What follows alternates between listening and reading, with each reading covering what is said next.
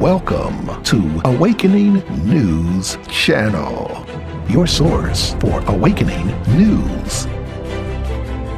Be sure to subscribe, share, and like our videos. And now, here's today's Awakening News.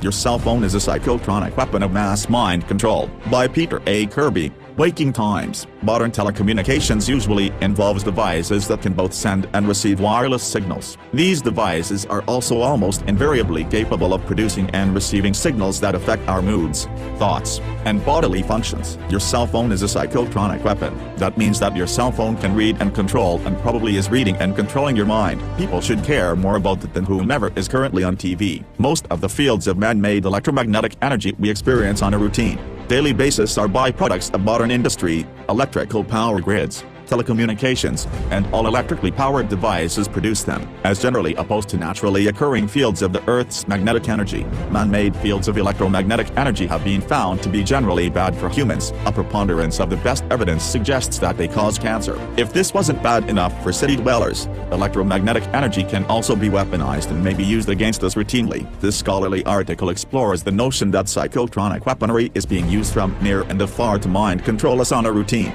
daily basis. This article gives a background to the field of psychotronic weaponry, explores the current state of the art, and provides the author's accounts of his experiences with weaponized electromagnetic energy. Evidence suggests that these mind control activities are part of a larger effort the author calls the New Manhattan Project. The author became aware of psychotronic weaponry during the course of his research into this related subject. If you are not familiar with the New Manhattan Project, please refer to the author's book Chemtrails Exposed. A New Manhattan Project. Psychotronic weaponry electromagnetic energy can be produced and directed to influence human moods, thoughts, and bodily functions. Devices that do this are known as psychotronic weaponry or psychotronics. Psychotronic weaponry utilizes electromagnetic energy frequencies primarily in the extremely low frequency, ELF, range, 3 to 30 Hz, because ELF is primarily the frequency range of the electromagnetic energy the human brain naturally sends and receives. Electromagnetic fields in the very low frequency, VLF, 3 to 30 kHz, and super low frequency, SLF, 30 to 300 Hz, ranges can also have psychotronic effects. Man-made electromagnetic energy, M, signals produced and applied in the ELF range can be synchronized to human brain waves so that the brain becomes entrained. The targeted individual's brain waves are firstly scanned to determine the frequency of the M his or her brain is currently producing. Then, that same frequency produced by the targeted individual's brain is produced by the psychotronic weapon and directed at the targeted individual. Once the targeted individual's brain waves have been synchronized with the M produced by the psychotronic weapon, the frequency produced by the psychotronic weapon is then gradually altered. Due to the synchronization, as the M produced by the psychotronic weapon is gradually altered to produce any desired effects, the targeted individual's brain waves will follow. This is the process of brain entrainment which is fundamental to psychotronic weaponry. Don't believe me? There is a mountain of supporting evidence. This investigation has found hundreds of pertinent documents readily available. The Navy, the RAND Corporation, NASA, the Massachusetts Institute of Technology's Lincoln Laboratory, Lawrence Livermore National Labs, the Department of Energy, Battelle Pacific Northwest Labs, and many others have all been doing significant work here. All of those names are involved in the New Manhattan Project. The more general area of study is known as bioelectromagnetics, and that is the title of the leading scientific journal. If you want to look into it further, a good place to start is the mind control section of the author's previous article on the New Manhattan Chemtrail Project Agendas. Read. 5G network uses same EMF waves as Pentagon crowd control system. Your author has since uncovered much more. This section provides an overview of the author's previously published work pertaining to mind control and the New Manhattan Project, as well as newly uncovered information. The three earliest scientists presented here all have strong connections to the New Manhattan Project. Way back in the 1930s, Alfred Lee Loomis, 1887 to 1975, was studying and writing about brainwaves as he helped to develop the field of electroencephalography, which is the field of brainwave measurement. This is the same Alfred Lee Loomis who made his fortune in the electrical power industry and later went on to help develop technologies capable of bouncing electromagnetic communication signals off the ionosphere, transmitting them over thousands of miles. These facts are significant because America's electrical power grid produces EM fields in the same frequency range as that of the human brain, and the electrical power industry has incentives such as the generation of hydroelectric power to motivate their interests in a global weather modification endeavor such as the New Manhattan Project. Project. Also, today's new Manhattan Project chemtrail spray has been found to be coal fly ash. Coal fly ash is a byproduct of the electrical power industry's coal-fired power plants. As if that wasn't enough, today's ionospheric heaters of the new Manhattan Project, with fundamental technologies developed by Loomis, are capable of producing tremendously strong EM signals in fields that can control the weather and influence our moods, thoughts, and bodily functions. It makes one's head spin. For more about the enigmatic Mr. Loomis, please refer to the author's previous article Chemtrails Exposed.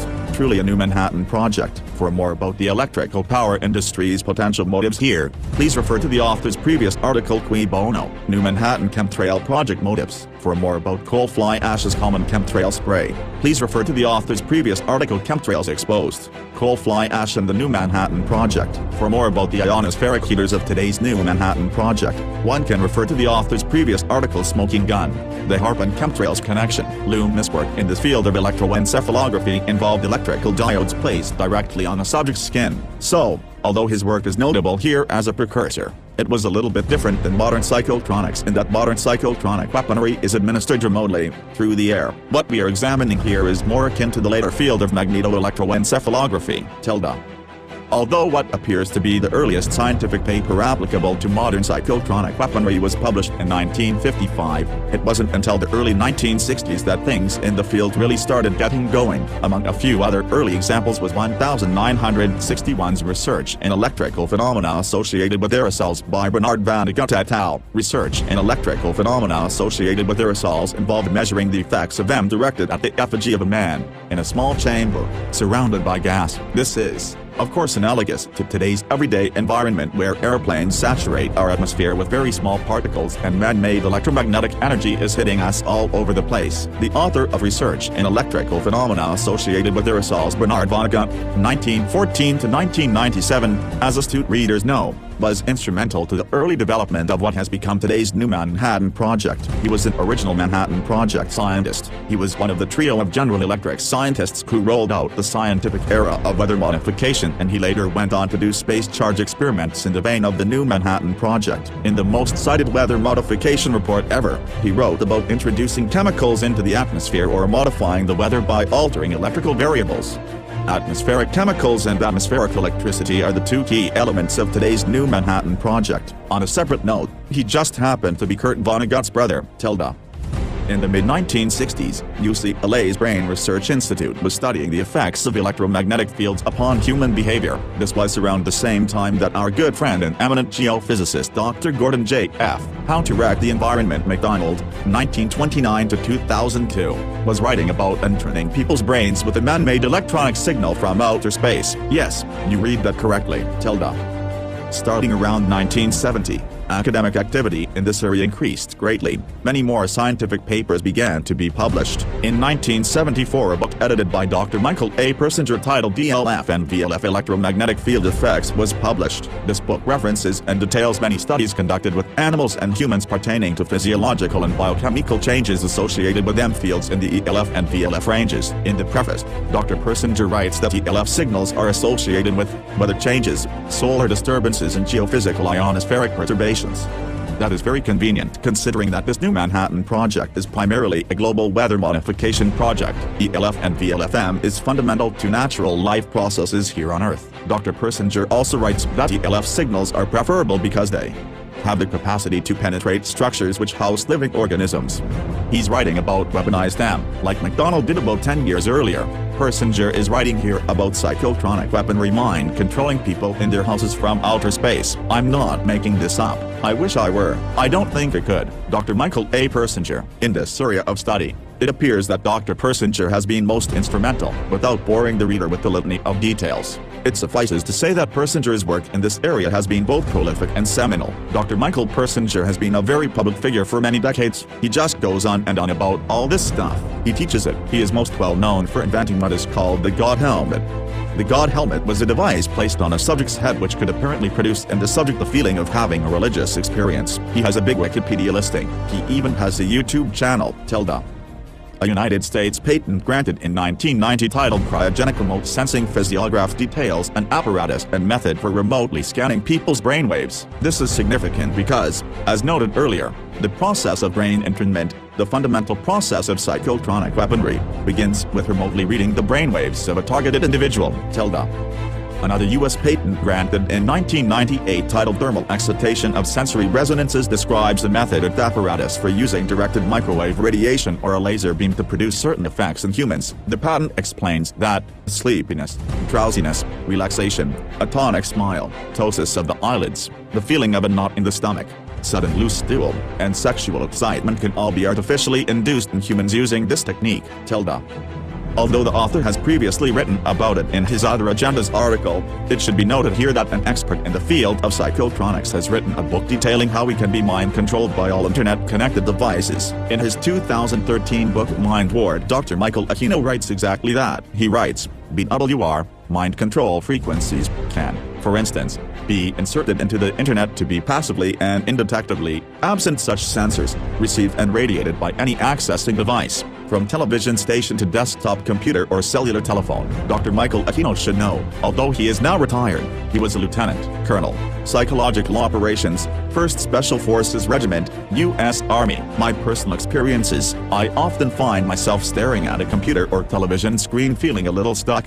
Maybe you can relate. I just came back to the computer to write this passage, but before that I was staring at the television screen as the local TV news sportscaster went on about women's college basketball. I was standing there watching it when it occurred to me that it was odd that I would be staring at a report about women's college basketball because I barely watch sports at all, much less have any interest in a niche like women's college basketball. Might the television be producing M frequencies that encourage me to continue watching? It makes sense that this would be done when more people watch programs for longer periods of time. They make more money. We have seen here the reality of the necessary technologies. I often feel a compulsion to grab or hold my smartphone when there is no need to do so. I'm not sure if this is a naturally occurring psychological phenomenon due to our heavy use of smartphones or something we are induced to do by M frequencies generated by the phone. It is in the interest of the phone maker and the telecommunications company to have their customers feeling as though they need their phone. In fact, it would be advantageous to them for us to feel addicted to our phones. That keeps the cash rolling in. Maybe the telecommunications company and/or the phone maker is complicit in the production of M signals coming from one's phone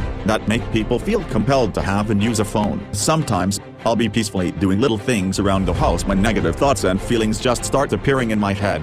For no reason. I'm a relatively happy guy. Most of my needs are met. I'm furiously building and I'm hopeful for the future. My having unprovoked negative thoughts and feelings is illogical. I didn't used to have them. I find that, when these negative thoughts and feelings strike, if I turn off my Wi-Fi and/or put my phone into airplane mode, then they rapidly disappear. Might I be purposefully receiving M through my wireless communication devices that makes me think negative thoughts and feel bad? At this point, with all my public and private railing against the establishment everywhere, I'm probably not the corporate superstate's favorite individual. Maybe I am sent M signals that produce negative thoughts and feelings in me as a form of punishment. Lastly, a few weeks ago I was surfing the internet on my desktop computer when I suddenly began to feel a distinct dryness at the top of my nasal passage. I quit my internet browser and stepped away from the computer. As soon as I did, the dryness in my nasal passage went away. This, for me, is my most convincing episode yet. I hope these things are the worst it's going to get for me. If they are, then I'm getting off easy. I've heard plenty of super scary horror stories from many targeted individuals who claim that their entire lives have been absolutely ruined by harmful M frequencies. Conclusions: it's really just an extension of subliminal advertising. If advertisers do that, then why wouldn't someone do this? Of course this is done. It is very important to note that, as shown repeatedly here, the frequencies used to control minds and influence bodily functions, ELF/VLF/SLF, are the same frequencies that are germane to atmospheric phenomena. These frequencies are also fundamental to what is commonly referred to the smart grid.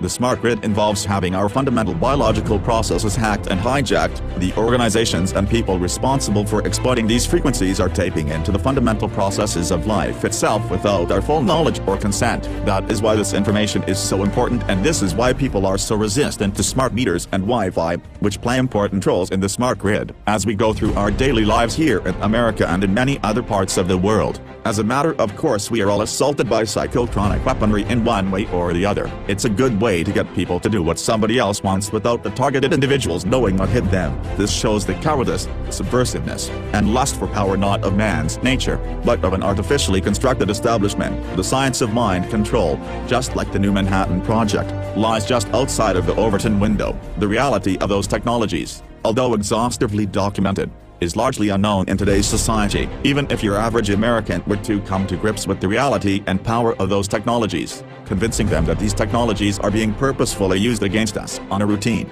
daily basis is still a bridge too frickin' far. Most people simply refuse to believe that monumental institutions of industry, academia, and government would engage in such malicious and blatant violations of the public's trust. This is how they get away with it, and this the author's frustration. We will never win the fight if we don't recognize the enemy. As Edmund Burke said, the only thing necessary for the triumph of evil is that good men should do nothing. I am betting on humanity. In the face of all the world, I am betting that we will rise up and root out all of the establishment's weapons used against us, physical and metaphysical. I am betting on you, the reader. I am betting that a relatively small percentage of intelligent and well-informed individuals will push the envelope and move the Overton window into a size and position that will allow even the lowest common denominators to come to grips with such things as psychotronic weaponry and the new Manhattan Project. We are emerging from the cave. In the meantime, the dehumanizing agendas of mind control and chemtrails will continue. This is why we need you, the new media. Please share this article far and wide. Thank you.